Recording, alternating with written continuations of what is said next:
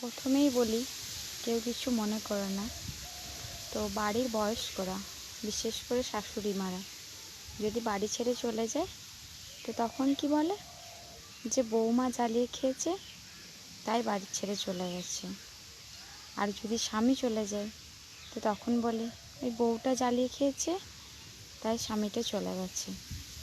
কিন্তু যদি স্ত্রী চলে যায়, তখন কি বলে যে কার সাথে পালিয়ে গেছে। হায় ভগবান! তো প্রত্যেকটা ইয়ং বয়সী বোনেদের, দিদিদের বলি যে যদি তোমাদের চলে যেতেই হয়, তো তাবলা বাজিয়ে তারপরে যেও। মানে কি, আশেপাশে লোক জানিয়ে তবেই যেও। চুপিসারে গিয়ে দোষটা তোমারই হবে। কারণ লোকে জানুক যে না, ঝামেলা অশান্তির জন্যই বউটা চলে গেছে। নাহলে তোমার নিজের লোকেরাই তোমাকে অপমানিত করবে, মানে অপবাদ দেবে।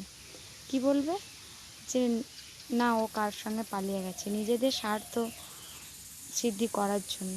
মানে কি বলতে চাইছি বলো তো, যে নিজেটা জ্বালাবে কিন্তু দোষটা তোমার হবে, যে তুমি অন্য কারোর সঙ্গে চলে গেছো। তাই যাওয়ার আগে লোকজন জানিয়ে যাওয়াই বেটার, তাই না? চুপিসারে টুপটুপ করে গিয়ে লাভ নেই।